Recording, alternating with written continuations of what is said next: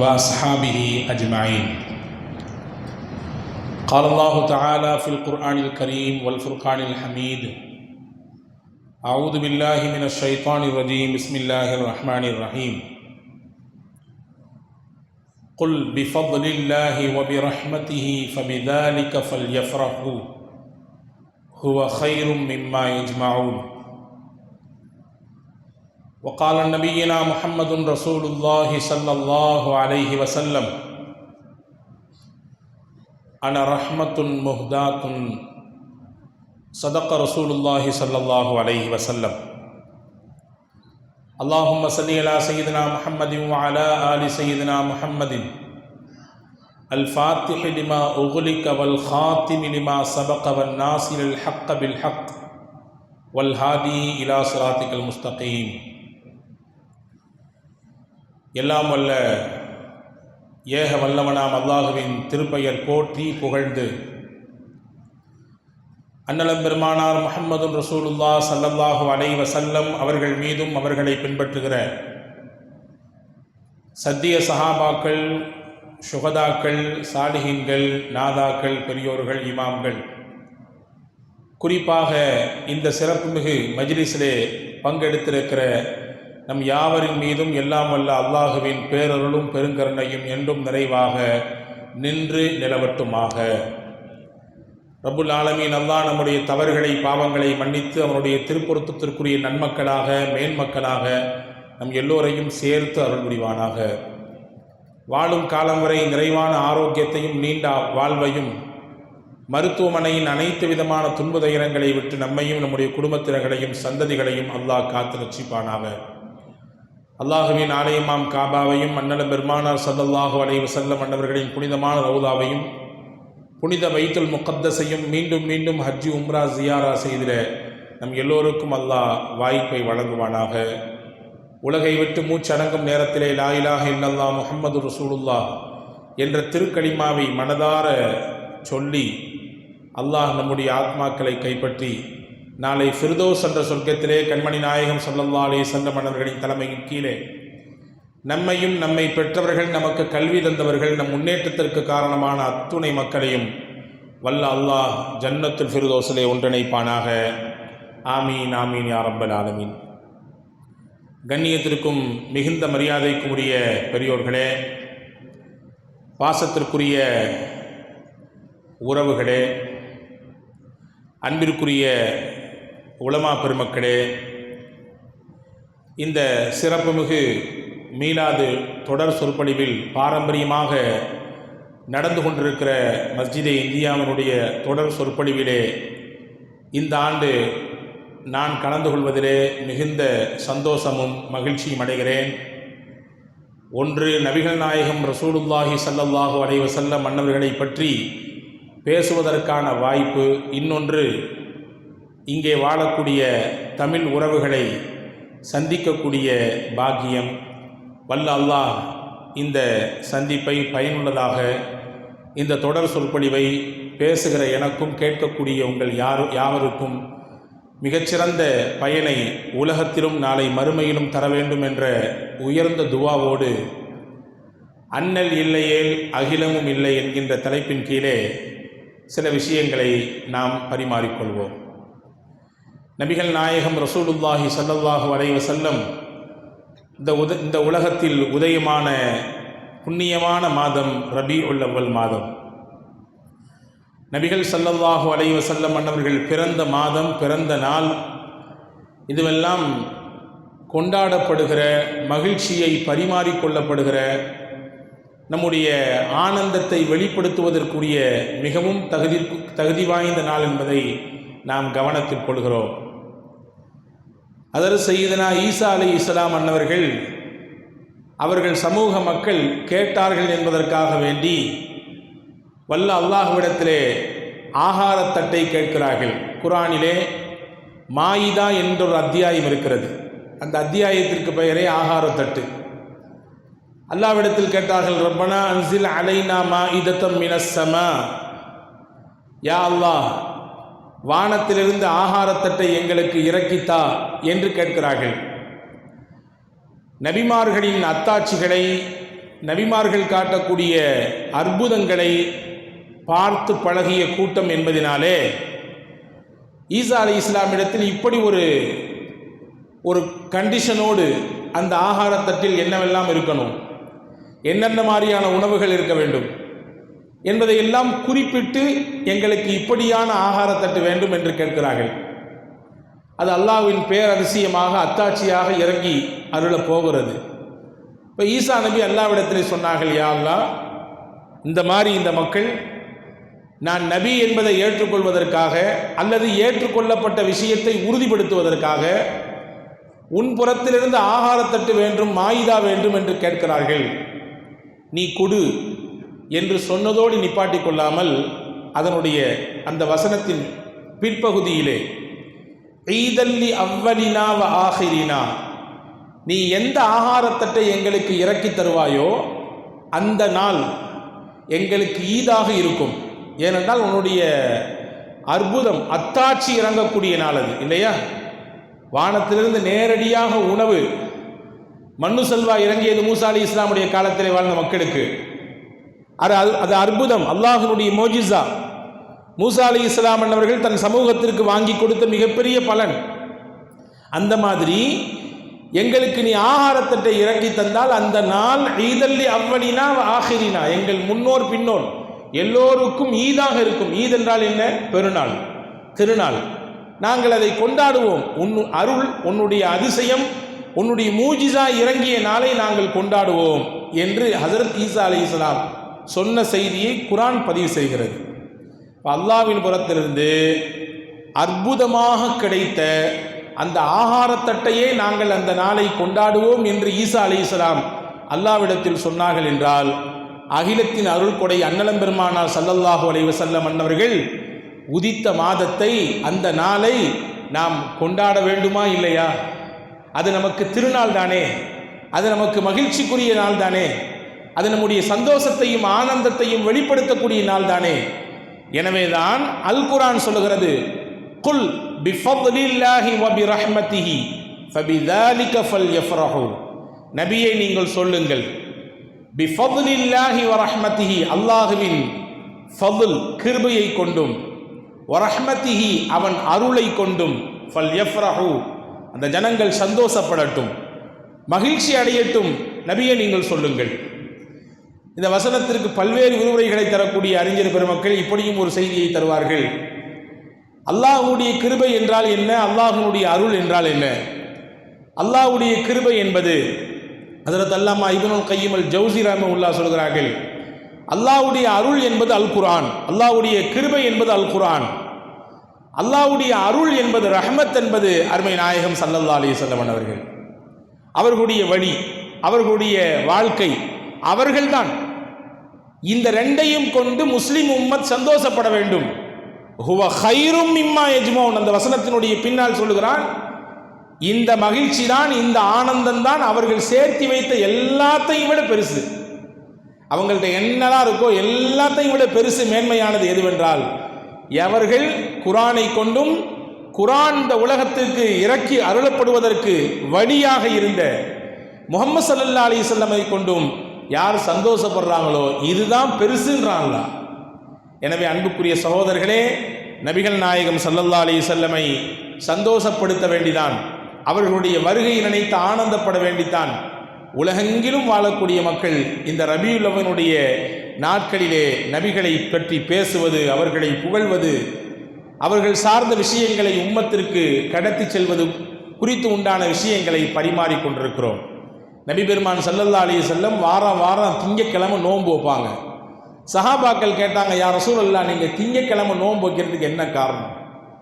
ஏன் திங்கக்கிழமை மட்டும் பிரதானமாக நோன்பு வைக்கிறீங்க? 2 காரணம் சொன்னாங்க ரசூலுல்லாஹ். ஒரு காரணம், துஉரது அஅமாலு உம்மத்தி, என் உம்மத்தினுடைய அமால்கள், செயல்கள் எல்லாம் அந்த திங்கட்கிழமை அல்லாஹ்விடத்திலே எடுத்து காண்பிக்கப்படுகிறது. என்னுடைய அமல்களை என் ரப்பு பார்க்கும் பொழுது நான் நோன்பு இருக்கக்கூடிய நிலையில பார்க்கணும் அப்படின்னு ஆசைப்படுறேன், எனவே நோன்பு வைக்கிறேன் அப்படின்னாங்க. முதல் காரணம். இன்னொரு காரணத்தை சொன்னார்கள் பெருமானார் ஸல்லல்லாஹு அலைஹி வஸல்லம், உலித்து ஃபீஹி வ ஃபீஹி உன்ஸில, நான் திங்கட்கிழமை நோன்பு வைப்பதற்கு முக்கிய காரணம் என்னவென்றால் அந்த திங்கட்கிழமையில் தான் நான் பிறந்தேன். நான் பிறந்த நாள் திங்கட்கிழமை மட்டுமல்ல, எனக்கு திருக்குரான் அருளப்பட்ட நாளும் திங்கட்கிழமை. முதலாக வகி வந்த நாள் திங்கட்கிழமை.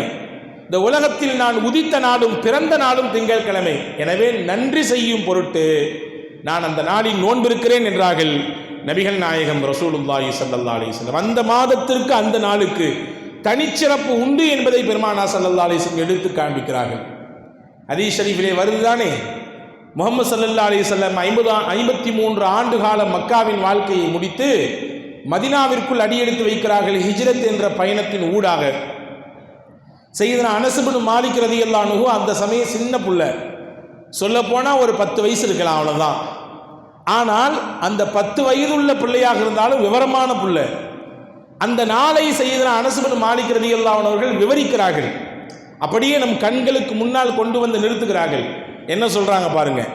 லம்மா கானல் யௌமுல்லதி தஹலன் நபி ஸல்லல்லாஹு அலைஹி வஸல்லம் அல் மதீனா, எந்த நாள் மதீனாவுக்குள்ளே பூமான் நபி ஸல்லல்லாஹு அலைஹி வஸல்லம் அடியெடுத்து வைத்தார்களோ அந்த நாள் இருக்கிறதே, அல்லாஹ் மின்ஹா குல்லு ஷை, நபி ஸல்லல்லாஹு அலைஹி வஸல்லம் வந்த நாள், நாங்கள் அவர்களை மதீனாவில் சந்தித்த நாள், மதீனாவிற்குள்ளே பூமான் நபி ஸல்லல்லாஹு அலைஹி வஸல்லம் கால் எடுத்து வைத்த அந்த நாள் மதீனாவே ஜோதிமயமாக மாறியது, எல்லாம் வெளிச்சமாக மாறியது.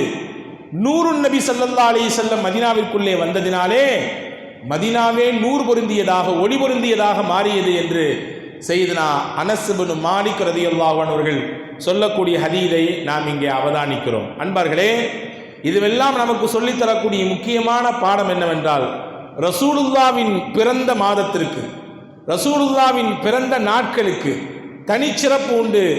அந்த நாட்களை நினைத்து பார்க்க வேண்டும். அதிலே அதிகப்படியாக நபிகள் ஸல்லல்லாஹு அலைஹி வஸல்லமுடைய விஷயங்கள் பரிமாறப்பட வேண்டும். அவர்கள் உலகத்திற்கு விட்டு சென்ற வழிகாட்டுதல்கள் இந்த உம்மத்திற்கு சொல்லித்தரப்பட வேண்டும். அந்த நபிகளின் மீது அதிகப்படியான ஸலவாத்துகள் ஓத வேண்டும்.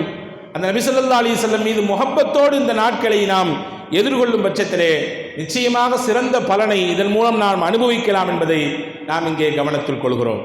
அன்புக்குரிய சகோதரர்களே, அல் குர்ஆனிலே நம் எல்லோருக்கும் தெரிந்த ஒரு சூரா, எல்லாம் சின்ன பிள்ளையிலிருந்து பெரிய ஆட்கள் வரை மனநமிட்டிருக்கக்கூடிய சூரா. தொழுகைக்கு தக்பீர் கட்டினால் முதலில் அந்த சூறாவை தான் நாம் நாவுகளில் வெளிப்படுகிறது, இல்லையா? குல் ஹுவல்லாஹு அஹத். இந்த சூறாவின் தனிச்சிறப்பு நிறைய இருக்கிறது. நான் ஒன்றை மட்டும் சொல்லி நான் செய்திக்கு வருகிறேன். தபூக் யுத்தம் நடைபெறுகிறது. நபிகளும் ஸல்லல்லாஹு அலைஹி வஸல்லம் அவர்களும் சஹாபா பெருமக்களும் தபூக்கில் இருக்கிறாங்க. காலையில் ஃபஜர் தொழுது முடிச்சுட்டு ஸல்லல்லாஹு அலைஹி வஸல்லம் உதயமாகக்கூடிய சூரியனையே உத்து பார்த்துட்டு இருக்கிறாங்க.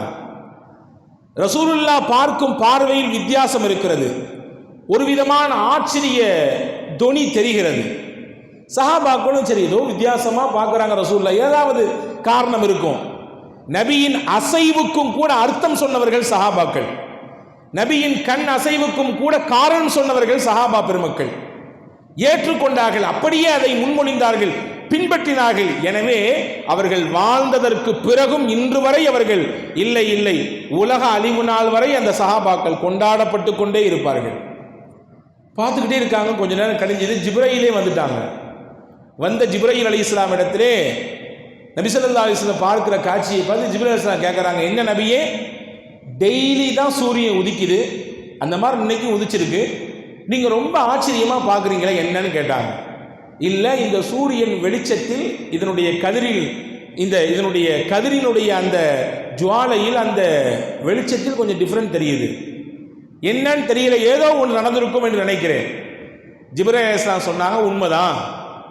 உங்கள் தோழர்களில் ஒருவர் முஆவியத் இப்னு அபி முஆவியா அல்-லைஸி ரலியல்லாஹு அன்ஹு மதீனாவில் இறந்து விட்டார். அவருடைய இறப்பு செய்தியை கேட்டு வானத்திலிருந்து மலக்குகள் இறங்கியிருக்கிறாங்க. ஒளியிலான மலக்குகள் வந்ததினாலே சூரியனே ஒரு பேரொளி, ஒளியாலான மலக்குகளின் வருகை அதிகம் இருந்ததினாலே இன்னும் அந்த பேரொளி கூடி இருக்குது.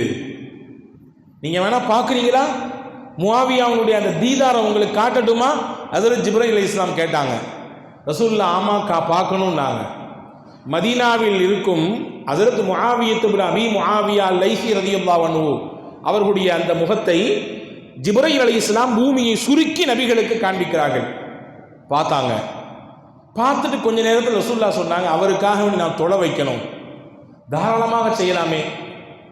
ரசூலுல்லாஹ் தொழுகைக்காக வேண்டி தக்பீர் கட்ட எல்லாத்தையும் நிற்க சொல்கிறாங்க. சஃப்ல இருந்த சஹாபாக்கள்லாம் நிற்கிறாங்க.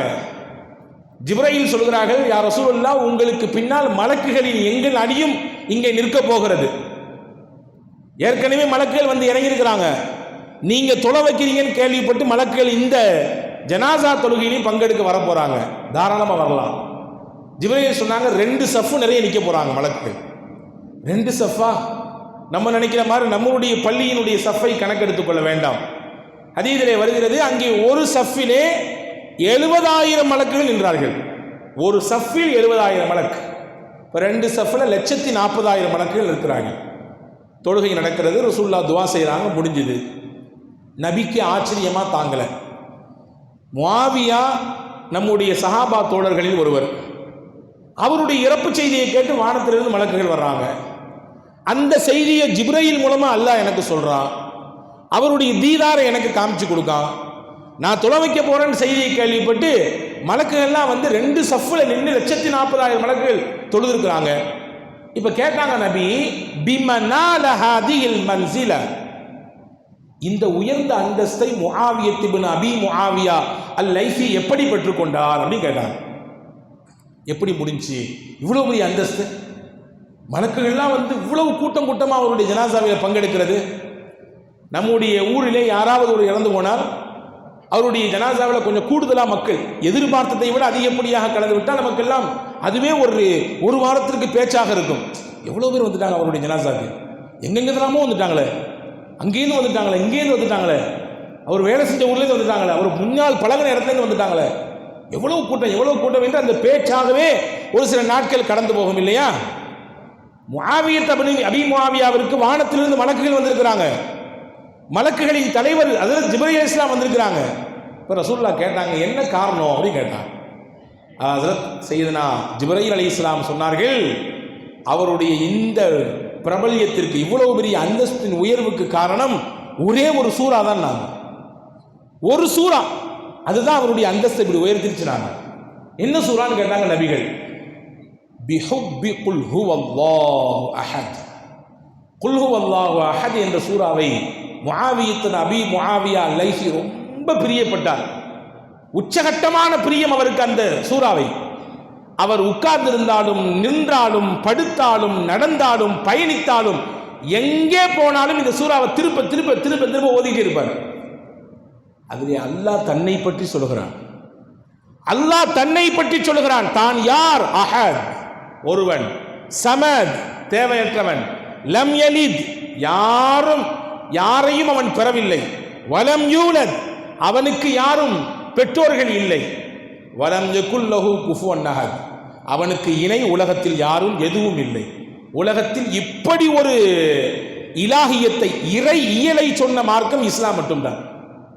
இறைவனின் தன்மை என்றால் என்ன என்பதை 5 வார்த்தைகளை கொண்டு வட்டுருக்கமாக தெளிவாக குர்ஆன் மட்டும்தான் முன்வைக்கிறது.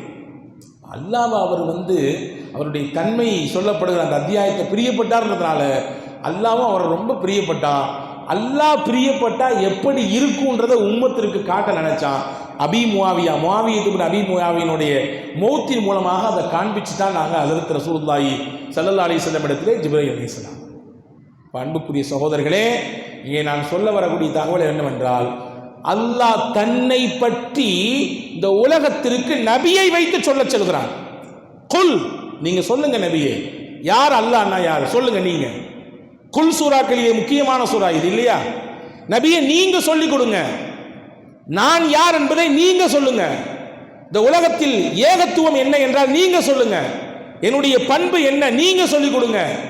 என்னுடைய தன்மை என்ன நீங்க சொல்லிக் கொடுங்க அப்படின்னு சொன்ன அல்லாஹ் முஹம்மது நபியை பத்தி தானா சொல்றான். முஹம்மதுர் ரசூலுல்லாஹ் வல்லதீன மஅஹு அஷித்தாஉ அலல் குஃபாரி ருஹமாஉ பைனஹும். நபியை பற்றி மட்டும் அல்லாஹ் சொல்லவில்லை, நபியோடு யாரெல்லாம் இருப்பார்கள், அவர்களின் தன்மை என்ன, அவர்களின் அடையாளம் என்ன, அவர்களுடைய இயல் பழக்கம் என்ன, பண்புகள் என்ன, அதையெல்லாம் கூட விலாவரியாக அல்லாஹ் பேசுகிறான். நீங்க கவனிக்கணும், தன்னை பற்றி நபியை சொன்ன அல்லாஹ் நபியை பற்றி தானே வந்து சொல்கிறான். அப்படின்னா நபியின் அந்தஸ்தும் அவர்களுடைய மகத்துவமும் இந்த உம்மத்திற்கு உலகத்திற்கு புரிய வைக்க வேண்டும் என்று அல்லாஹ் விரும்பினான். எனவே தானாக முன் வந்து சொல்கிறான். அந்த நபியை இந்த உம்மத்து விளங்கிக் கொள்ள வேண்டும். அம்லம் யாரிஃபு ரசூலஹும், அவர்கள் ரசூலை பற்றி அவர்கள் விளங்கிக் கொள்ள வேண்டாமா? புரிய வேண்டாமா? நபி என்றால் யார் என்பதை பற்றி தெரிந்து கொள்ள வேண்டாமா? அப்படி தெரிந்தால் தானே அவர்கள் மீது ஈர்ப்பும் அந்த உறவின் இறுக்கமும் கூடும் என்று அல்லாஹ் விரும்புகிறான். நம்ம முழுமையா தெரிஞ்சவோ இல்லையோ, ரசூலுல்லாவை எதிர்த்தவங்க ரசூலுல்லாவை பற்றி அக்கு வேற ஆணி வேற புரிஞ்சு வச்சிருந்தாங்க. வலீத் பின் முகைரா நமக்கு தெரியும். மக்காவில் முஹம்மது ஸல்லல்லாஹு அலைஹி வஸல்லம் அன்னவர்களை எதிர்த்த எதிர்ப்பாளர்களின் பட்டியலிலே முக்கியமானவர் வலீத் பின் முகைரா. இவர் ரொம்ப பெரிய அறிவாளி, குறைஷிகளை ரொம்ப மதிக்கத்தக்க ஒரு இடத்துல இருந்தார். எந்த அளவுக்கு அப்படின்னா, லவ்லா நுஸ்ஸில ஹாதல் குர்ஆனு அலா ரஜுலின் மினல் கரியத்தைனி அஸீம், முஹம்மது ஸல்லல்லாஹு அலைஹி வஸல்லம் தனக்கு குர்ஆன் இறங்கி இருக்குது, அல்லாஹ் என்கிட்ட பேசுறான், அல்லாஹ் எனக்கு வஹியை கொடுக்குறான், என்ன நபியாக அல்லாஹ் தேர்வு செஞ்சிருக்கிறான், நான் சொல்றதை நீங்க கேளுங்க என்று நபி ஸல்லல்லாஹு அலைஹி வஸல்லம் அன்னவர்கள் அந்த மக்களிடத்தில் சொன்ன பொழுது அந்த மக்கள் சொன்னாங்க, என்னது முகம்மதுக்கு, இந்த அனாதைக்கு, வாப்பம்மா இல்லாம இவருக்கு என்னது வேதம் இறங்கி இருக்குதா? நம்மோடு வளர்ந்து வாழ்ந்து அங்கும் இங்கும் நடமாடி கொண்டிருந்து இந்த ஆடுகள் எல்லாம் மேய்த்து கொண்டிருந்த இவருக்கா குர்ஆன் இறங்கி இருக்கிறா? இதை நாங்கள் ஏற்றுக்கணுமாக்கும். எங்க ஊர்ல 2 முக்கியமான பெருந்தலைவர்கள் இருக்கிறார்கள், அவங்களுக்கு இந்த குர்ஆன் இறங்கியிருக்குன்னு அவங்க சொன்னா கூட நாங்கள் ஏற்றுக்குவோம், இவர் சொன்னார் ஏற்றுக்க மாட்டோம். நாங்கள் இங்க ஊர்ல 2 முக்கியமான பெரிய தலைகள் இருக்கிறது. அந்த பெருந்தலைகள் யார்? குர்ஆன் சொல்லுது, லவ்லா நுஸ்ஸில ஹாதல் குர்ஆன் அலா ரஜுலின் மினல் கரியத்தைனி அஸீம். 2 ஊர் இருக்கு எங்க ஊர், எங்க பகுதியில். ஒன்று மக்கா, இன்னொன்று தாயிஃப். இந்த 2 நகரத்திலையும் 2 முக்கியமான தலைகள் இருக்கிறது. மக்காவில் முக்கியமானவர் வலீத் இப்னு முகைரா, தாயிஃபிலே முக்கியமானவர் உர்வத் பின் மஸ்ஊத் அஸ்-ஸகஃபி. இந்த 2 பேருக்கு யாராவது ஒருத்தர் குர்ஆன் இறங்கி இருந்துன்னு சொன்னா கூட நாங்கள் ஏற்றுக்குவோம். நாங்கள் அவ்வளவு பெரிய மதிப்புக்குரிய மனிதராக இருந்தால் வலீத் இப்னு முகைரா. ஆனால் அவருடைய இயல் பண்பு வேற மாதிரி இருந்துச்சு. குர்ஆன் கண்டிக்கிறது. 10 தீய குணங்களுக்கு சொந்தக்காரர் என்று குர்ஆனிலே சூரா கலமிலே அல்லாஹ் அவரை பட்டியலிடுகிறான். ஆனால் அறிவாளி, ரொம்ப பெரிய முக்கியமான அறிவாளி. ஆனால் அந்த அறிவு அவருக்கு சாதகமாக இல்லை, சிந்திக்க செய்யவில்லை, உண்மையை புரிய வைக்கவில்லை. அவருடைய தலைமையில் ஒரு பெரிய கூட்டம், முகம்மது இந்த மாதிரி வந்து சத்தியை சொல்லிட்டு இருக்காரு, சொல்றாரு அவருக்கு ஏதோ வேதம் இறங்கப்படுதாமா, அவர் தன்னை ரசூல்னு சொல்றாரு. ஒரு சில மக்கள் அவரை ஏற்றுக்கொண்டு இருக்கிறாங்க.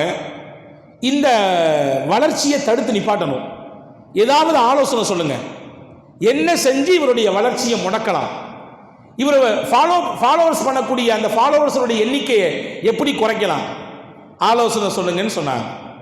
ஒவ்வொருத்தரும் ஒவ்வொரு விதமான ஆலோசனை சொன்னார்கள். சிலர் சொன்னார்கள், முகம்மதுக்கு பைத்தியம் முடிச்சிருச்சுன்னு சொல்லிடுவோம், அதனுடைய வெளிப்பாடு தான் இப்படி முன்னுக்கு பின் முரணா பேசிட்டு இருக்கிறாரு அப்படின்னு சொல்லிடலான்னு சொன்னாங்க.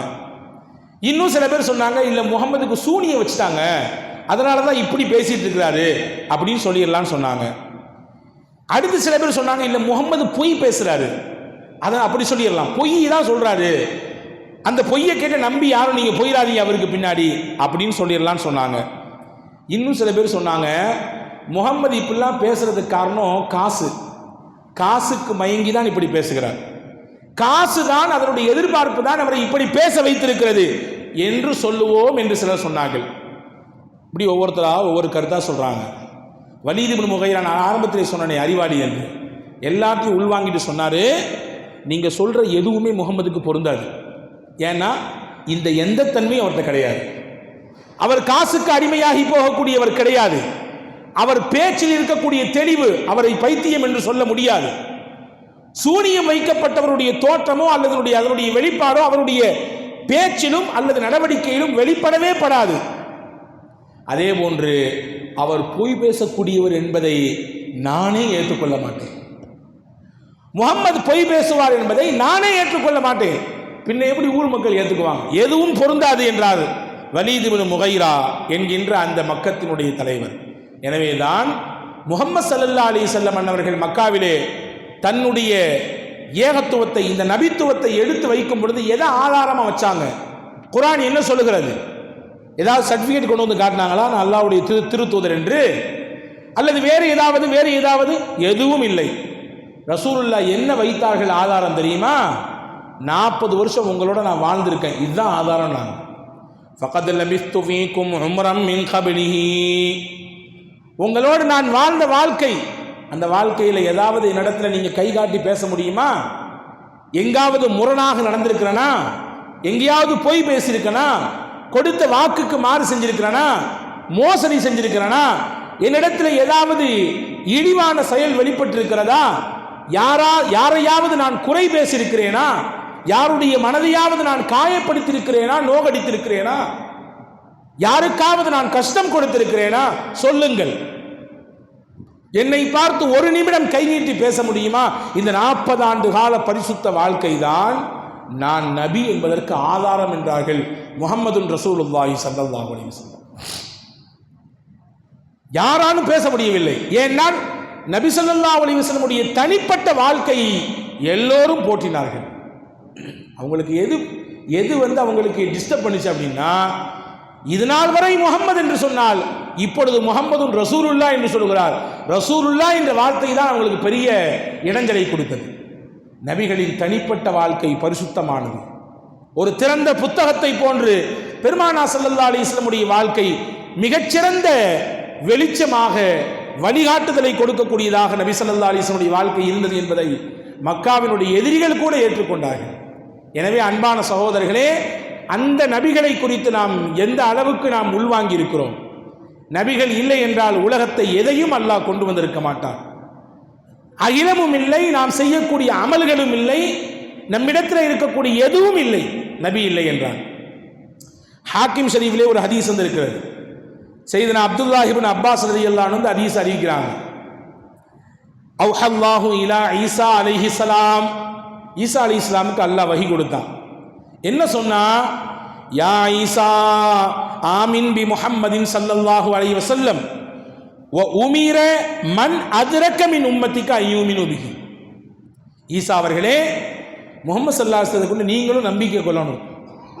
பத்தாவது, உங்க உம்மத்துல யாரெல்லாம் இருக்கிறாங்களோ அவங்கள நீங்க முஹம்மது ஸல்லல்லாஹு அலைஹி வஸல்லத்தை சொல்லி அவர்களையும் நம்பிக்கை கொள்ள செய்ய வேண்டும். ஏன்னா ஃபலௌலா முஹம்மதுன் மா ஹலக்து ஆதம, முஹம்மது ஸல்லல்லாஹு அலைஹி வஸல்லம் மட்டும் இல்லை என்றால், இந்த உலகத்துக்கு அவர்களுடைய வருகை மட்டும் இல்லாமல் இருந்திருந்தால் நான் ஆதமையே படைத்திருக்க மாட்டேன். ஃபலௌலா முஹம்மதுன் மா ஹலக்துல் ஜன்னத வன்னார், முஹம்மது ஸல்லல்லாஹு அலைஹி வஸல்லத்தை படைக்க வேண்டும் என்கின்ற சிந்தனை மட்டும் எனக்கு இல்லை என்றால் சொர்க்கத்தை படைத்திருக்க மாட்டேன், நரகத்தை படைத்திருக்க மாட்டேன். வலகத் ஹலக்துல் அர்ஷ அலல் மாஇ, நான் என்னுடைய சிம்மாசனத்தை தண்ணீரின் மீது அமர்த்தியிருக்கிறேன், தண்ணீரின் மீது நான் மிதக்க செய்திருக்கிறேன். தண்ணீரில் சிம்மாசனம் இருப்பதினாலே அது அங்கும் இங்கும் அப்படியே என்னுடைய அர்ஷ் கொஞ்சம் அப்படியே அசைந்தது. ஃபகதப்து அலை, அந்த அரிசின் மீது நான் எழுதி வைத்தேன், லா இலாஹ இல்லல்லாஹ் முஹம்மதுர் ரசூலுல்லாஹ், லா இலாஹ இல்லல்லாஹ் முஹம்மது ரசூலுல்லாஹ் என்ற கலிமாவை எழுதினேன். ஃபஸகன, ஆடிக்கொண்டிருந்த அரிஷ் அப்படியே ஆடாமல் அசையாமல் நிலை பெற்று போனது என்று அல்லாஹ் சொல்வதாக ஹஜ்ரத் முஹம்மது ஸல்லல்லாஹு அலைஹி வஸல்லம் சொல்லக்கூடிய செய்தியை ஹஜ்ரத் அப்துல்லாஹ் இப்னு அப்பாஸ் ரலியல்லாஹு அன்ஹு அவர்கள் நமக்கு சொல்லுகிறார்கள். ஹாக்கிம் ஷரீஃபிலே இந்த ஹதீஸ் பதிவு செய்யப்பட்டிருக்கிறது. அன்பு சகோதரர்களே, இந்த ஹதீஸ் நமக்கு சொல்லக்கூடிய முக்கியமான பாடம் என்னவென்றால், ரசூலுல்லாவை வைத்துத்தான் எல்லாமும். இந்த உலகத்தில் ஆதி மனிதர் ஆதம் என்று நாம் சொல்லுகிறோம். ஆனால் ஆதம் அலைஹிஸ்ஸலாமை படைக்க வேண்டும் என்ற சிந்தனை எப்பொழுது வந்தது அல்லாஹ்விற்கு என்றால், முஹம்மது ஸல்லல்லாஹு அலைஹி வஸல்லத்தை இந்த உலகத்திற்கு கொண்டு வர வேண்டும் என்பதற்கு பின்புதான் ஆதம் அலைஹிஸ்ஸலாமை அல்லாஹ் உலகத்திற்கு தருகிறான். முஹம்மது ஸல்லல்லாஹு அலைஹி வஸல்லமுடைய வருகை மட்டும் அல்லாஹ்வின் திட்டத்தில் இல்லாமல் போயிருந்தால் சொர்க்கம் இல்லை, நரகம் இல்லை, உலகத்தில் மனிதரின் வருகை இல்லை, உலகத்தின் படைப்பு இல்லை, எதுவும் இல்லை. எனவேதான் நபியை பார்த்த அவ்வலுன் நபி என்று சொல்கிறோம். அவ்வலுன் நபி, நபி ஸல்லல்லாஹு அலைஹி வஸல்லம் வருகையினால் ஆகிருன் நபி, நபிமார்களுடைய வருகையில் முஹம்மது ஸல்லல்லாஹு அலைஹி வஸல்லம் அவர்கள் கடைசி நபி. ஆனால் அல்லாஹ்வின் திட்டத்தில் முஹம்மது ஸல்லல்லாஹு அலைஹி வஸல்லம் முதல் நபி. அவர்களை கொண்டு தான் அல்லாஹ் ஆதம் அலைஹிஸ்ஸலாமை படைத்தான். அது ரசூலுல்லாஹ்ட்ட கேட்டாங்க சஹாபாக்கள், யார் ரசூலல்லாஹ், நீங்கள் எப்போ படைக்கப்பட்டீங்க, உங்களுடைய படைப்பின் துவக்கம் என்ன என்று கேட்டாங்க. இப்போ ரசூலுல்லாஹி ஸல்லல்லாஹு அலைஹி வஸல்லம் சொன்னாங்க, வல் ஆதமு பைனல் மாஇ வத்தீன், ஆதமை அல்லாஹ் தண்ணீருக்கும் மண்ணுக்கும் இடையில் போட்டு குழப்பும் நேரத்திலேயே, தண்ணீரும் மண்ணும் தான் ஆதம் அலைஹிஸ்ஸலாமுடைய மூலம், அங்கே அந்த துவக்கத்திலேயே அல்லாஹ் என்னை படைத்து விட்டான். ஆதமே இன்னும் உலகத்துக்கு வரல, ஆனால் அதுக்கு முன்னாடியே அல்லாஹ் நான் வருவதை திட்டம் போட்டு விட்டான். என்னை படைப்பதற்குரிய இந்த உலகத்திற்கு என்னை அனுப்ப வேண்டும் என்கின்ற அந்த திட்டத்தை அல்லாஹ் வெளிப்படுத்தி விட்டான் என்றார்கள் முஹம்மது ஸல்லல்லாஹு அலைஹி வஸல்லம் அவர்கள். எனவேதான் ரசூலுல்லாவை பற்றி நாம் புரிந்து வைத்திருக்கக்கூடிய புரிதலை விட வேதக்காரர்கள், வேதம் அருளப்பட்டவர்கள் மிகச்சிறப்பாக புரிந்திருந்தார்கள். சிரியாவுக்கு ஸல்லல்லாஹு அலைஹி வஸல்லம் அவர்கள் மக்காவில் இருக்கிறார்கள். அபூபக்கர் நாயகம் சிரியாவுக்கு போகிறாங்க. எதுக்கு போகிறாங்க? வியாபார நிமித்தமாக போனாங்க. அப்போ இஸ்லாம் வரல, முஹம்மது ஸல்லல்லாஹு அலைஹி வஸல்லம் தன்னை நபி என்று பிரகடனம் செய்யவில்லை. போகிறாங்க. அங்கே அபூபக்கரை ஒரு பாதிரியார் சந்திக்கிறார். அவர் யூத மதத்தினுடைய தலை சிறந்த வேதம் படித்த பண்டிதர்களில் ஒருவர். அபூபக்கர் நாயகத்தை பார்த்துட்டு, அவங்களுடைய அடையாளங்கள் எல்லாம் பார்த்துட்டு அந்த பாதிரி சொன்னார், உங்கள் பேர் அபூபக்கர் தானே அப்படின்னார். அதுவரை அபூபக்கர் நாயகத்தின் பெயர் அபூபக்கர் இல்லை, அவருடைய பெயர் அப்துர் ரஹ்மான். இல்லையே, இல்லை, உங்கள் பேர் தான் அபூபக்கர். பின்னால் காலத்தில் ஒரு நபி வருவார், அந்த நபியின் உற்ற தோழராக, நெருங்கிய நண்பராக நீங்கள் தான் இருக்க போறீங்க. நீங்கள் தான் அவருடைய ஊரிலும் சரி வெளியூரிலும் சரி, சொல்ல போனால் குகையிலே சில நாட்கள் அவர் தங்குவார், அந்த குகையிலும் கூட நீங்கள் தான் அவருக்கு தோழராக இருப்பீர் என்று அந்த பாதிரியார் சொன்னார். இவருக்கு ஒன்றுமே புரியல, என்ன இது, இறுதி நபியா, குகையா, நண்பரா, ஒன்றும் புரியல. ஆனாலும் கூட அந்த நேரத்திலும் முஹம்மது ஸல்லல்லாஹு அலைஹி வஸல்லம் அன்னவர்களுக்கு உற்ற தோழராக, நண்பராக ஹஜ்ரத் அபூபக்கர் நாயகி இருந்தாங்க. இவருக்கு புரியல, வந்துட்டார். கொஞ்ச நாளுக்கு பின்னால் மக்காவிலே முஹம்மது ஸல்லல்லாஹு அலைஹி வஸல்லம் அன்னவர்கள் தன்னை நபி என்று அறிமுகம் செய்கிறாங்க. அல்லாஹ்வினால் அனுப்பப்பட்ட தூதர் நான், எனக்கு வஹி வருகிறது, அல்லாஹ் என்னை நபியாக ரசூலாக தேர்வு செய்திருக்கிறான் என்ற செய்தியை சொல்கிறாங்க. முதல்ல ஏற்றுக்கிட்டது யார்? சையதுனா அபூபக்கர் சித்திக் ரலியல்லாஹு அன்ஹு. இவங்க போனாங்க. அபூபக்கர் நாயகம் போய் இது நாள் வரை நண்பராக இருந்த முஹம்மதும் ஸல்லல்லாஹு அலைஹி வஸல்லம் தன்னை தூதர் என்று சொல்கிறார். கொஞ்சம் அப்படி மேலே கீழே பார்த்தாங்க. சந்தேக கண் கிடையாது, ஆனாலும் ஒரு சின்ன தயக்கம். ரசூலுல்லாஹ் கேட்டாங்க, என்ன தயக்கம், என்ன தயக்கம்? நீங்கள் சிரியாவில் போகும்பொழுது ஒரு பாதிரியார் உங்களை பார்த்து சொன்னார், இந்த மாதிரி இறுதி நபி வருவார், நீங்கள் தான் அவருடைய நண்பர், நீங்கள் கார் குகையிலும் நண்பராக இருப்பீங்க, ஊர்லையும் நட்பில் இருப்பீங்க, வெளியூருக்கு போனால் அவர் கூட இருப்பீங்க என்று ஒரு பாதிரியார் சொன்னார் தானே, அதுதான் ஆதாரம் நான் நபி என்பதற்கு என்றார்கள் முஹம்மது ஸல்லல்லாஹு அலைஹி வஸல்லம். இதை கேள்விப்பட்டவுடனே அப்படியே உடனேயே எந்த மறுப்பும் சொல்லவில்லை. அதில் சித்திக்குல் அக்பர் ரலியல்லாஹு அன்ஹு ரசூலுல்லாவை கொண்டு ஈமான் கொண்டார்கள் என்ற செய்தியை நாம் பார்க்கிறோம். நான் எதுக்கு சொல்கிறேன்னா, ரசூலுல்லாவை குறித்து மிகச்சிறந்த புரிதலோடு சஹாபாக்கள் மட்டுமல்ல, வேதம் அருளப்பட்ட நபர்களும் கூட நபிகளை முழுமையாக உள்வாங்கியிருந்தார்கள். இப்போ அண்ணலுக்காக வேண்டிதான் அல்லாஹ் எல்லாவற்றையும் படைத்தான், நபிகளுக்காக வேண்டிதான் எல்லாமும். நபிகள் இல்லை என்றால் சொர்க்கம் இல்லை, நபிகள் இல்லை என்றால் இந்த உலகம் இல்லை, நபிகள் இல்லை என்றால் உலகத்திலே 124,000 நபிமார்கள் இல்லை, நபிகள் இல்லை என்றால் ரசூல்மார்கள் இல்லை, நபிகள் இல்லை என்றால் இந்த உலகத்திற்கு வேதங்கள் இல்லை, நபிகள் இல்லை என்றால் உலகத்தின் இயக்கமே இல்லை. நபிகளை கொண்டுதான் எல்லாமும். உலகம் எப்படி இருந்தது? நபி ஸல்லல்லாஹு அலைஹி வஸல்லம் வருகைக்கு முன்னாடி சின்ன சின்ன விஷயங்களுக்கெல்லாம் தயவு தாட்சண்யம் இல்லாமல் சண்டைகளும் சச்சரவுகளும் பதற்றங்களும் ஒரு விதமான அச்சமும் சூழ்ந்திருந்தது. சின்ன சின்ன விஷயத்துக்காக சண்டை போடுவாங்க, பெரிய பெரிய சண்டை. சண்டை என்றால் நாட்கணக்கில் அல்ல, மாதக்கணக்கில் அல்ல, வருடக்கணக்கில் சண்டையிடுவார்கள். ஆனால் நபியை கொண்டு அல்லாஹ் ஒற்றுமையை கொடுத்தான், நபியை கொண்டு சமாதானத்தை அல்லாஹ் கொடுத்தான். நமக்கு தெரியும், எர்மூக் என்ற யுத்தம் நடந்தது. அந்த யுத்தம் எதிரிகள் பல்லாயிரம் இருக்கிறார்கள். மக்காவிலிருந்து சென்ற முஸ்லிம்கள், மதினாவிலிருந்து வந்த முஸ்லிம்கள் எண்ணிக்கையில் கம்மி. ஆனால் சண்டை நடக்குது. அங்கே 3 சஹாபாக்கள், சையதுனா இக்ரிமா ரலியல்லாஹு அன்ஹு அவர்கள் உட்பட 3 சஹாபாக்கள் கடைசி நேரம் தண்ணீர் தாகம், 3 பேரும் வெட்டுப்பட்டு கிடக்கிறாங்க. அந்த வெட்டுப்பட்டு கிடந்த நேரத்தில் தண்ணீர் கொண்டு வந்து கொடுக்கக்கூடிய ஒரு பெண்மணி இக்ரிமா ரலியல்லாஹு அவருக்கு முதலாக கொடுக்குறாங்க. இக்ரிமா ரலியல்லாஹு சொன்னாங்க, எனக்கு வேண்டாம், என் தோழருக்கு இன்னும் அதிகமாக தேவை இருக்குது, அவருக்கு கொடுங்கன்னாங்க. அவர் சொன்னார், எனக்கு வேண்டாம், என் தண்ணி தாகத்தை நான் பொறுத்துக்குவேன், மற்ற 2 தோழர்களுக்கும் கொடுங்கன்னாங்க. கடைசி தோழருக்கு போனால் அவரும் இதே சொல்கிறாரு. மறுபடியும் ஃபஸ்ட்டு இக்ரிமாவுக்கு வர்றாங்க, அவர் ஷஹீத் ஆகிட்டார். 2வது தோழருக்கு வர்றாங்க, அவரும் ஷஹீத் ஆகிட்டாங்க. 3வது தோழர் அவரும் ஷஹீத் ஆகிவிட்டார்.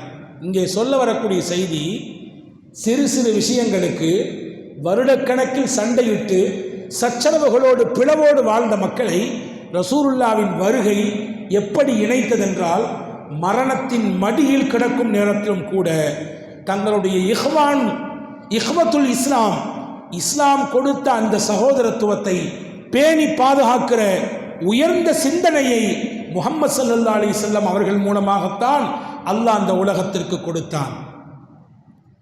நபிகள் கொடுத்தார்கள் இந்த சகோதரத்துவத்தை. நபிகள் இல்லை என்றால் ஒற்றுமை உலகத்தில் இல்லாமல் போயிருக்கும். அவுஸ் ஹஸ்ரஜ் மதீனாவினுடைய முக்கியமான 2 கூட்டம் அடிச்சுக்கிட்டு சாவுவாங்க. சின்ன சின்ன விஷயத்திற்காக வேண்டி எல்லாம் பெரும் சண்டை. அந்த அவுஸ் ஹஸ்ரஜை ரசூலுல்லாஹ் எப்படி இணைச்சாங்க தெரியுமா? அன்சாரிகள் என்று இணைத்தார்கள். மதீனாவில் அவுஸ் ஹஸ்ரஜ் தனித்தனி குலம். ரசூலுல்லாவின் வருகைக்கு பின்னால் மதீனத்து சஹாபாக்கள் அவுஸ் என்றோ ஹஸ்ரஜ் என்றோ பிரித்து பார்க்கப்படவில்லை. அன்சார் என்ற பெயருக்குள்ளே ரசூலுல்லாஹ் அடக்கினார்கள்.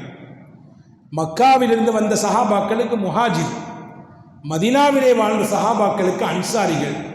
2 பேர்த்தையும் எப்படி இணைச்சாங்க தெரியுமா? சஹாபி என்ற பெயரில் இணைத்தார்கள். சஹாபி என்னுடைய தோழர்கள் நீங்கள், உங்களுக்கிடையில் வேற்றுமை இல்லை, உங்களுக்கிடையில் பிளவுகள் கிடையாது, உங்களுக்கிடையிலே பரஸ்பரம் அன்பும் ஆற்றல் மிக்க உறவும் தான், ஈமானிய உறவு தான் மேன்மையானது என்பதை ரசூலுல்லாஹி ஸல்லல்லாஹு அலைஹி வஸல்லம் இணைத்து காண்பித்தார்கள். இதனுடைய வீரியம் எந்த அளவுக்கு இருந்தது தெரியுமா? ரசூலுல்லாஹ் வஃபாத் ஆகிட்டாங்க. வஃபாத் ஆனதுக்கு பின்னாடி இன்னைக்கும் அந்த தோட்டம் மதீனாவில் இருக்குது. இன்னைக்கும் அது தோட்டமாகவே இருக்கிறது.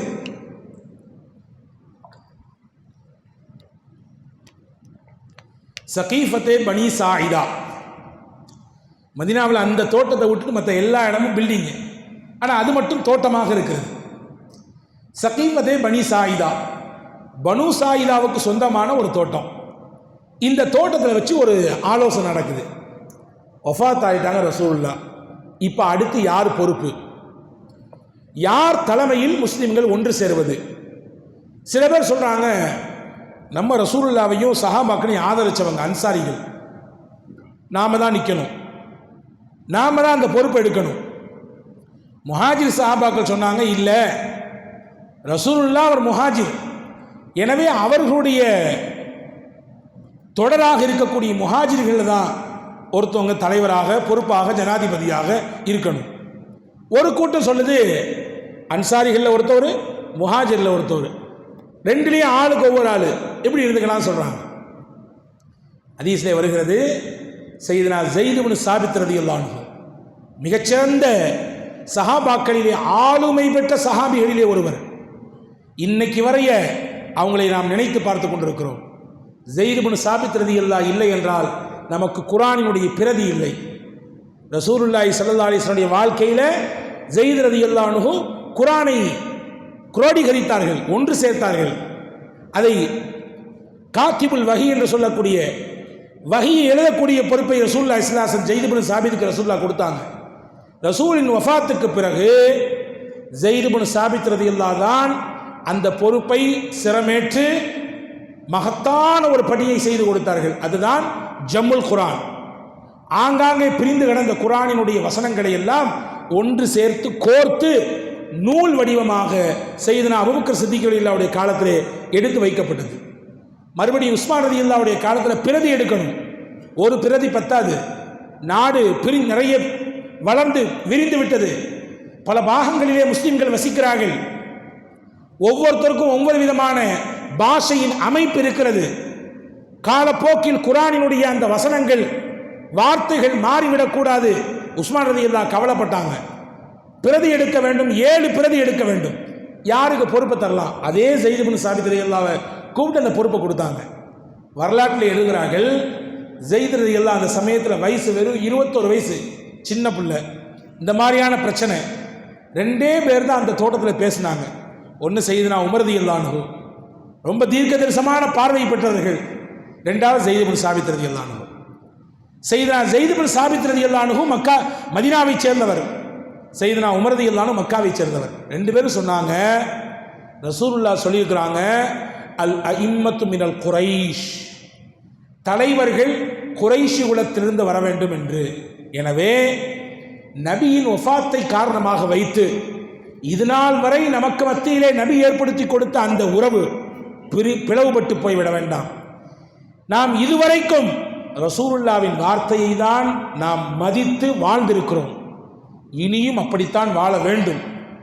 எவ்வளவு பெரிய பூசல்கள் வந்தாலும் குழப்பங்கள் வந்தாலும் நமக்கான தீர்வு நபியின் வழிகாட்டுதல் தான். எனவே குறைஷிகளிலிருந்து தான் தேர்வு செய்யப்பட வேண்டும் தலைவர் என்று ரசூலுல்லாவின் ஹதீஸை எடுத்து வைத்து 2 சஹாபாக்களும் சொன்னாங்க, நாங்கள் மனமோந்து அபூபக்கரை கலீஃபாவாக ஏற்கிறோம் என்று உமர் ரலியல்லாஹு கையை பிடிச்சாங்க. அதை பின்னாடி ஸைத் ரலியல்லாஹு கையை பிடிச்சாங்க. அதுவரை ஏற்பட்டிருந்த குழப்பம் அப்படியே தீர்ந்து போனது. அந்த பிளவுக்கு கூட நபிகளின் வார்த்தை இடம் கொடுக்கவில்லை. நான் என்ன சொல்ல வர்றேன்னா, சண்டை சச்சரவுகளோடு வாழ்ந்து கொண்டிருந்த அந்த மக்களை நபிகளின் வார்த்தை எவ்வளவு தூரம் மாற்றியது. இப்போ நபிகள் இல்லை என்றால் சமுதாயத்தில் ஒற்றுமை இல்லாமல் போயிருக்கும். நபிகள் இல்லை என்றால் இந்த உலகத்திற்கு ஆன்மீகம் என்றால் என்னவென்றே தெரியாமல் போயிருக்கும். இன்னைக்கு ஆன்மீகம் என்ற பெயரில் என்னெல்லாம் கூத்து நடக்குது. ஆன்மீகம் சொல்லித் தருகிறோம் என்ற பெயரிலே, அல்லது ஆன்மீக ஆசா என்கின்ற பெயரிலே, குரு என்கின்ற பெயரிலே என்ன மாதிரியான தகிட தத்தங்கள் எல்லாம் நடந்து கொண்டிருக்கிறது என்பதை நாம் சொல்லித் தெரிய வேண்டிய அவசியம் இல்லை. உலகத்திற்கு ஆன்மீகத்தை சொல்லித் தந்தவர்கள் முஹம்மது நபி ஸல்லல்லாஹு அலைஹி வஸல்லம். மக்காவில் ஒரு நாளைக்கு ஒரு சிலை, 365 நாளைக்கு 365 சிலைகள் வைத்து வணங்கி வந்தார்கள். வெளியே போனால் குறிபார்த்து விட்டு போவார்கள். நல்ல நேரம் கெட்ட நேரம், நல்ல நாள் கெட்ட நாள் பார்ப்பார்கள். ஆன்மீகம் என்கின்ற பெயரிலே, வணக்க வழிபாடு என்கின்ற பெயரிலே அனாச்சாரங்களை கட்டவிழ்த்து விட்டு செயல்படுத்தி கொண்டிருந்தார்கள். சொன்னால் நாவு கூசுகிறது. புனித காபாவை நிர்வாணமாக சுத்தி வந்தார்கள். பகலிலே ஆண்கள் சுத்துவார்கள், இரவிலே பெண்கள் சுத்துவார்கள். ஏயா இந்த கொடுமை? அல்லாவின் இல்லம் என்று நீங்க சொல்றீங்க, இதை இப்படி அவமதிக்கிறீங்களே என்று அந்த மக்கள்கிட்ட கேட்டால் வியாக்கியானம் சொல்லுவாங்க. இல்லை இல்லை, இந்த ட்ரெஸ்ஸை போட்டு தான் நாங்கள் பாவம் செய்கிறோம். நிறைய வெளியே போனால் பாவமான பார்வை, பாவமான பேச்சு, பாவமான கொடுக்கல் வாங்கல் நிறைய இந்த ட்ரெஸ்ஸை போட்டு தான் நடக்குது. எனவே பாவம் செய்கிற ட்ரெஸ்ஸோட போய் இறை இல்லத்தை சுத்தக்கூடாது, அது தப்பு. எனவே நாங்கள் நிர்வாணமாக சுத்துகிறோம் என்று அந்த மக்கள் வியாக்கியானம் சொன்னார்கள். இப்போ வணக்க வழிபாடு என்கின்ற பெயரிலே ஒரு மூடத்தனமான முறையை கையாண்டு வந்த மக்களிடத்திலே முஹம்மது ஸல்லல்லாஹு அலைஹி வஸல்லம் அன்னவர்கள் வந்து எப்படி வணங்க வேண்டும், ஆன்மீகம் என்றால் என்ன, வணக்க வழிபாடு எப்படி செய்ய வேண்டும். சுமாமத் பின் உசால் வரலாற்றிலே ஒரு செய்தி வருகிறது. உங்களுக்கெல்லாம் தெரிந்த செய்தியாக இருக்கலாம். பல தொந்தரவு கொடுத்தவர், கொடைச்சல் கொடுத்தவர் சுமாமா. இவர் ஒரு 3 நாள் தங்கினார் ரசூல்லா கூட. 3 நாளைக்கு பின்னால் பெரிய மனமாற்றம் ஏற்பட்டு போச்சு. இஸ்லாத்தை ஏற்றுக்கிட்டாரு. ஏற்றவன் ரசூல்லாட்ட கேட்டார், யார் ரசூலுல்லாஹ், நான் உம்ரா செய்கிறதுக்காண்டி கிளம்பி போய்கிட்டு இருந்தேன். போகிற வழியில தான் உங்கள் ஆட்கள் என்னை பிடிச்சிட்டு வந்தாங்க. இப்போ நான் உம்ரா செய்யணும், போகலாமா வேண்டாமான்னு கேட்டாங்க. ரசூலுல்லாஹ் சொன்னாங்க, தாராளமாக உம்ரா செய்யலாம், ஆனால் அதுக்கு வழி இருக்குது, வழிமுறை இருக்கிறது. இது நாள் வரை நீங்கள் செய்த தவாஃபை போன்று இனிமேல் செய்யக்கூடாது. இது நாள் வரை நீங்கள் நிர்வாணமாக செஞ்சிருப்பீங்க. இஸ்லாம் அதை ஏற்றுக்கொள்ளவில்லை. வணக்க வழிபாடு என்கின்ற பெயர் நடக்கக்கூடிய அனாச்சாரத்தை தடை செய்கிறது, களைகிறது. நீங்கள் இப்படி தான் ட்ரெஸ் போடணும், தலையை திறந்திருக்கணும், மேலே ஒரு ஆடை கீழே ஒரு ஆடை, இஹ்ராம் ஆடை உடுத்திருக்க வேண்டும் என்று சொன்னார்கள். அவர் அப்படி ஆடை உடுத்தி கொண்டு போனார். அப்போ அங்கிருந்த மக்காவினுடைய குஃபார் எல்லாம் சொன்னாங்களாமா, லக்கது சபௌதையா சுமாமா, சுமாமா என்ன மதம் மாறி போயிட்டியா, நீனும் அவங்களுக்கு பின்னாடி போயிட்டியா என்று கேட்டார்கள். சுமாமா சொன்னார், நான் மதம் மாறவில்லை, லாக்கின் அஸ்லமுத்து நபிய ஸல்லல்லாஹு அலைஹி வஸல்லம், முகமது நபியை ஏற்றுக்கொண்டிருக்கிறேன், இஸ்லாத்தை ஏற்றுக்கொண்டிருக்கிறேன் அப்படி சொன்ன உடனே நிறைய டார்ச்சர் பண்ணுறாங்க, நிறைய அவருக்கு குடைச்சல் கொடுக்குறாங்க.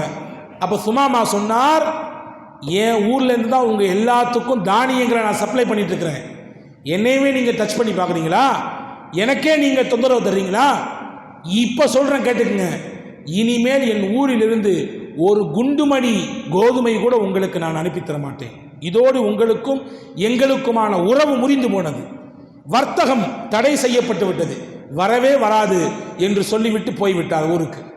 அவர் இருப்பது யமாமா. யமாமா தான் இன்னைக்கு நம்ம ஊர்களிலே தஞ்சை நெற்களஞ்சியம் என்று சொல்கிறோமே இல்லையா, அந்த மாதிரி அவங்க ஊர் தானியத்தினுடைய நெற்களஞ்சியம். சொன்ன மாதிரி செய்யலை, கொடுக்கவே இல்லை. இவங்கெல்லாம் பெரிய பஞ்சம், உணவுக்கு எதுவுமே இல்லை, என்ன பண்ணுறது? இப்போ அவங்களுக்கு தெரிந்த ஒரே வழி, முகமது நபிக்கு கடிதம் போட்டாங்க. முகமது அவர்களே, உங்களை ஏற்றுக்கொண்ட சுமாமா இங்கே வந்தார், நாங்கள் கொஞ்சம் முறதவரி அவன் நடந்துக்கிட்டோம், பேசிவிட்டோம், திட்டிட்டோம், அவர் வைராக்கியத்தோடு ஒரு சபதம் எடுத்து போயிட்டார், உங்களுக்கு ஒரு குண்டுமணி கூட நான் தரவே மாட்டேன் என்று சொன்னார். இப்போ தானியம் இல்லாமல் எங்கள் ஊர் பஞ்சத்தால் அடிபட்டு போச்சு, பெரிய சிரமம், பெரிய கஷ்டத்தில் இருக்கோம், உணவு பற்றாக்குறை, நீங்கள் அனுமதித்தாலே ஒழிய எங்களுக்கோ எங்கள் குழந்தைகளுக்கோ உணவு கிடையாது, ஏதாவது வழி செய்யுங்கள் என்று மக்காவினுடைய முஹம்மது ஸல்லல்லாஹு அலைஹி வஸல்லம் எதிர்த்த, முஹம்மது ஸல்லல்லாஹு அலைஹி வஸல்லமுக்கு பல்வேறு விதமான குடைச்சல்கள் கொடுத்த அந்த மக்கள் ரசூலுல்லாஹ்வுக்கு கடிதம் போடுறாங்க. நபி நினச்சிருந்தா என்ன செஞ்சிருக்கலாம், எங்களையும் நீங்கள் என்ன செஞ்சீங்க, ஷோபே அபித்தாலி பள்ளத்தாக்கிலே கொண்டு வச்சிங்களே, 1 வருஷம் இல்லை 2 வருஷம் இல்லை, 1 மாதம் இல்லை 2 மாதம் இல்லை, 3 வருஷம் இலைகளையும் தலைகளையும் சாப்பிட்டு விட்டு அந்த நாட்களை நாங்கள் கடத்தினோமே, எங்கள் வீட்டிலே வளர்ந்து கொண்டிருந்த பிள்ளைகளுக்கு கொடுப்பதற்கு பெண்களின் மார்புகளில் பால் இல்லை, அந்த அளவுக்கு படுத்து எடுத்தீங்களே, கொஞ்ச நாள் படுங்க என்று ரசூலுல்லாஹ் சொல்லியிருக்கலாம். ஆனால் சொல்லலை. நபிகள் நாயகம் அனைவருக்குமான நபி, அவர்கள் ஏற்றுக்கொண்டாலும் சரி ஏற்றுக்கொள்ளாவிட்டாலும் சரி, முஹம்மது ஸல்லல்லாஹு அலைஹி வஸல்லம் அகிலத்தின் அருள் கொடை, அந்த அருள் கொடையின் நாவிலிருந்து வெளிப்படாது வெறுப்பான வார்த்தைகளோ செயலோ.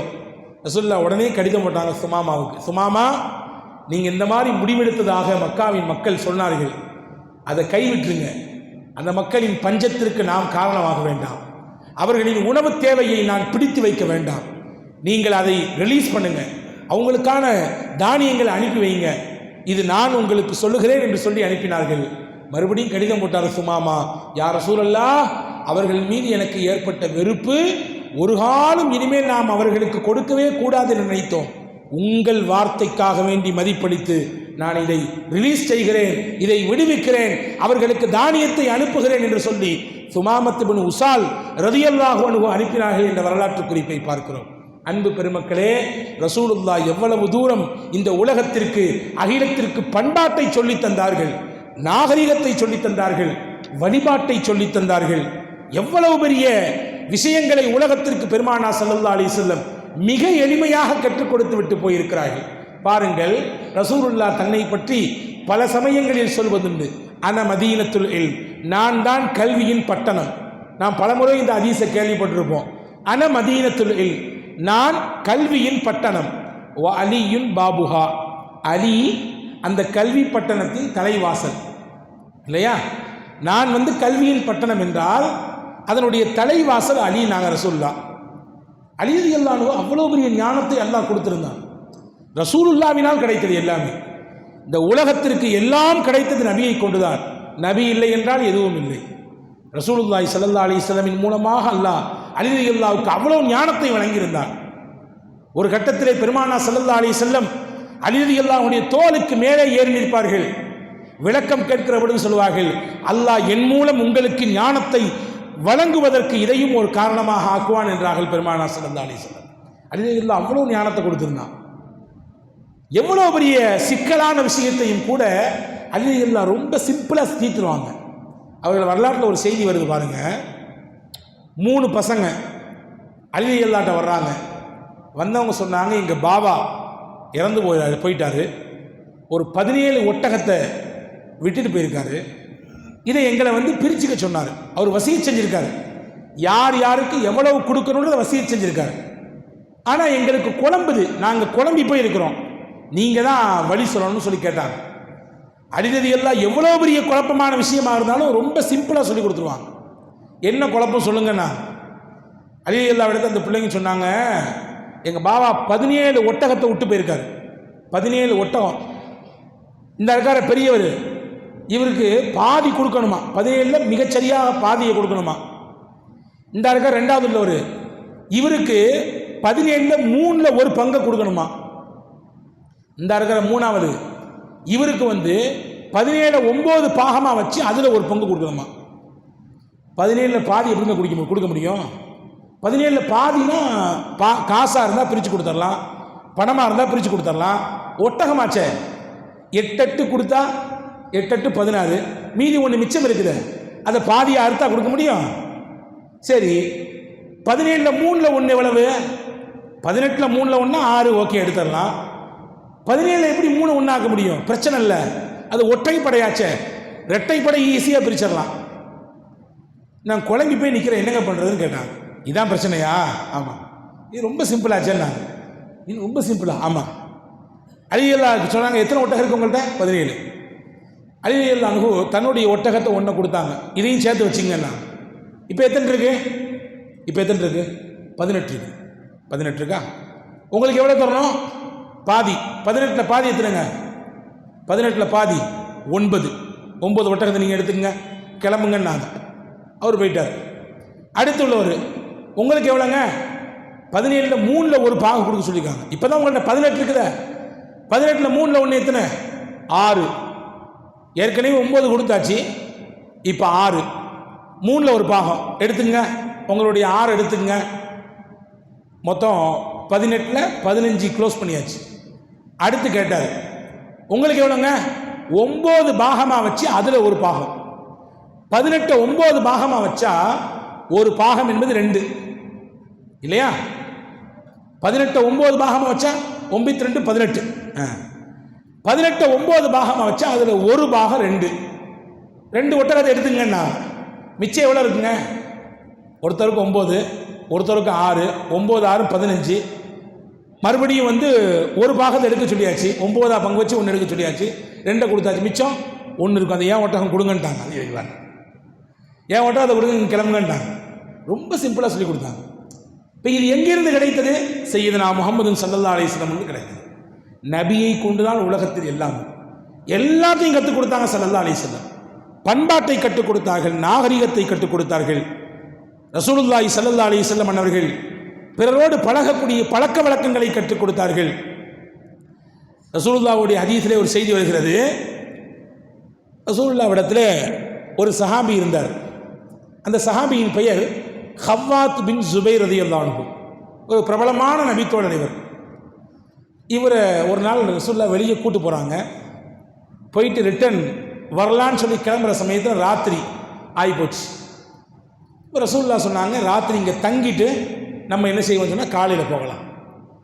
ஒரு கூடாரம் அடிக்கப்பட்டது. ரசூலுல்லாஹ் தங்கிறதுக்கு நான் எல்லா ஏற்பாடும் செஞ்சு கொடுத்தாரு. செஞ்சு கொடுத்ததுக்கு பின்னாடி ரசூலுல்லாஹ்வை படுக்க வச்சுட்டு, இவருக்கு தூக்கம் வரல, இளவட்டமான புள்ள, கொஞ்சம் காலார நடக்கலாம்னு சொல்லி வெளியே போய் நடந்தார். அந்த ஓரத்தில் கொஞ்சம் பெண்கள் பேசிட்டு இந்த சத்தம் கேட்டுச்சு. இவர் போனார், போய் உட்கார்ந்துட்டார். இவர் எப்படியான இயல்பு குணம்னு கேட்டால், பேசினா எல்லாரையும் அப்படி கவர்ந்து இழுத்துருவார். சில பேர்த்துக்கு அல்லாஹ் அந்த ஆற்றலை கொடுத்துருப்பான். சில பேர் பேசினா கேட்டுக்கிட்டே இருக்கலாம், அப்படி கவர்ந்து எடுத்துருவார். இவர் பேச விட்டு அந்த பெண்கள்லாம் கேட்டுட்டு இருக்காங்க. கொஞ்ச நேரம் கழிச்சு பாருங்க, பின்னாடி ஒரு சத்தம் கிடைக்கு, ஹவ்வாத்து அப்படின்னு ஒரு சத்தம். திரும்பி பார்த்தாரு, முகமது ஸல்லல்லாஹு நிற்கிறாங்க. படுக்க வச்சுட்டு வந்தோமே, நாயகம் வந்து நிற்கிறாங்களே, என்ன கேட்டால் என்ன சொல்கிறது, என்ன இங்கன்னு கேட்டாங்க.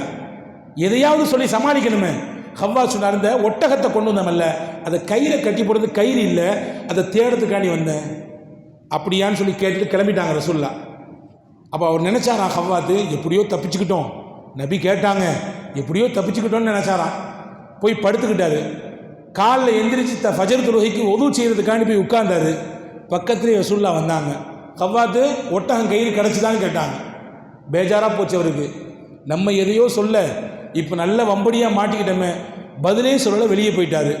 தொழுகை முடிஞ்சுது. ஒரே ஒட்டகத்தில் பயணிக்கணும். ஏறினாங்க ரசூல்லா. பின்னாடி இவரை ஏறி உட்கார வச்சாங்க. கிளம்புனோன்னு கேட்டாங்க, ஒட்டகம் கயிறு கிடச்சிதா இல்லையான்னு. மறுபடியும் அவருக்கு அதாவது வந்து ஒரு விதமான ஷாக்கு. அவர் நினச்சிக்கிட்டாரு, மதீனாவில் போய் ரசூல்லா ஃபஸ்ட்டு இறக்கி விட்டுட்டு கண்ணுக்கு தெரியாமல் கொஞ்ச நாள் போயிடணும், நம்ம மறைஞ்சிடணும், தலைமறைவாக ஆயிடணும், ரசூல்லாவுக்கு இந்த நிகழ்ச்சி மொத்தம் மறந்து போயிடணும், அப்போ வந்துடணும். இறங்கினாலும் விட்டுட்டு ஓடி போயிட்டார். கொஞ்ச நாள் பள்ளிக்கே வர்றதில்லை. அப்படியே வந்தாலும் லாஸ்ட்டாக வருவார், ஃபஸ்ட்டாக போயிடுவார். லாஸ்ட்டில் வருவார், தொழுவார், சலாம் கொடுத்தா இந்த வச்சு வெளியே போயிடுவார். ஒரு வாரம் கழிஞ்சுது. ஒரு நாள் துஹாவுடைய சமயம், யாருமே பள்ளியில் ஆள் இல்லை. அவர் நினச்சாராம், நிம்மதியாக இந்த பள்ளியில் தொழுது எத்தனை நாள் ஆகுது, இப்போ போய் தொழலாம் என்று தக்பீர் கட்டினார். ஒரு ரக்காயத்தை நிம்மதியாக தொழுதார். ரெண்டாவது தக்பீருக்கு கட்டி எந்திரிச்சா பார்த்தீங்களா, வெளியில் போன நாயகம் உள்ளே வந்துட்டாங்க. யார் கண்ணில் மாட்டக்கூடாதுன்னு நினச்சாரோ கரெக்டாக மாட்டிவிட்டார். வந்ததை பார்த்த ரசூலுல்லா அப்படி நின்ட்டாங்க ஓரத்தில். ரொம்ப நாள் ஆச்சு பார்த்து அப்படி நின்னாங்க. இவர் நினச்சாரு நின்றுட்டாங்களே என்ன பண்ணுறதுன்னு. நின்ன நாயகம் கொஞ்ச நேரத்தில் உட்காந்துட்டாங்க.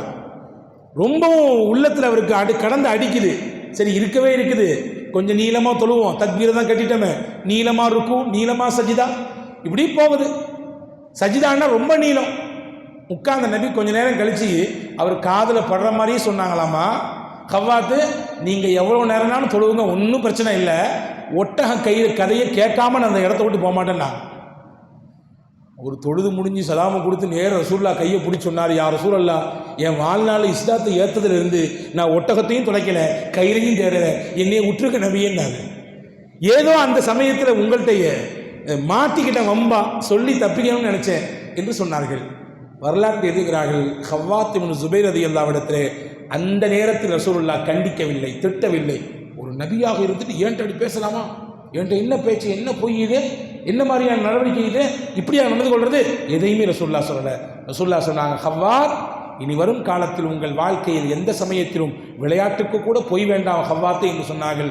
வரலாற்று எழுதுகிறவர்கள் சொல்கிறார்கள், ஹவ்வாத் இப்னு ஸுபைர் ரலியல்லாஹு அன்ஹு நகைச்சுவையான நபித்தோழர். ஆனால் அந்த நிகழ்ச்சிக்கு பிறகு வாழ்நாள் முழுவதும் அவர் நகைச்சுவைக்கு கூட பொய் சொல்லவில்லை. ஒரு சபை இருக்கிறது, எல்லாரும் உட்கார்ந்துருக்காங்க. ஒரு நபித்தோழர் வந்தார், சாப்பிட்டு முடித்து விட்டு வந்தார். வந்து உட்கார்ந்தவர் ஏவுன்னு ஏப்ப விட்டார்.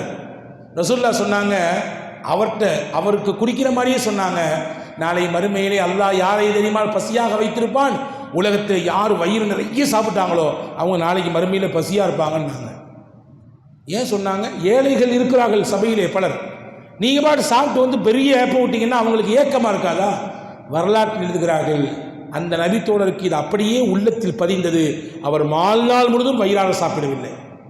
நபியின் ஒற்றை வார்த்தை தான், ஒரு வார்த்தை தான் அவர் வாழ்க்கையவே புரட்டி போட்டது. இப்படி நபிகள் தான் உலகத்திற்கு எல்லாவற்றையும் கற்றுக் கொடுத்தார்கள். அமல்களை கற்றுத்தந்தவர்கள் நபிகள் தான். இந்த உலகத்தில் பண்பாட்டை கற்றுத்தந்தவர்கள் நபிகள் தான். இந்த உலகத்தில் வாழ்வதற்கான விஷயங்களை கற்றுத்தந்தவர்கள் நபிகள் தான். எனவேதான் நபிகள் தன்னை பார்த்து நான் உங்களுக்கு ஒரு ஆசானாக அனுப்பப்பட்டிருக்கிறேன், நான் உங்களுக்கு கற்றுக் கொடுக்கக்கூடிய ஆசானாக அனுப்பப்பட்டிருக்கிறேன் என்றார்கள் பெருமானார் ஸல்லல்லாஹு அலைஹி வஸல்லம். அந்த அன்னலார் இல்லை என்றால் அகிலமும் இல்லை, அமல்களும் இல்லை, அனைத்தும் இல்லை. அந்த அன்னலாரை நேசித்து அவர்கள் காட்டித் தந்த வழியிலே நிலைத்து வாழக்கூடிய நல்ல பாக்கியத்தை உங்களுக்கும் எனக்கும் எல்லா மக்களுக்கும் வல்ல அல்லாஹ் தந்து அருள் புரிவானாக என்று கூறி வாய்ப்புக்கு நன்றி கூறி விடைபெறுகிறேன். வாஹிர் தஅவானா அனில் ஹம்துலில்லாஹி ரப்பில் ஆலமீன். அஸ்ஸலாமு அலைக்கும் வரஹ்மத்துல்லாஹி வபரகாத்துஹு.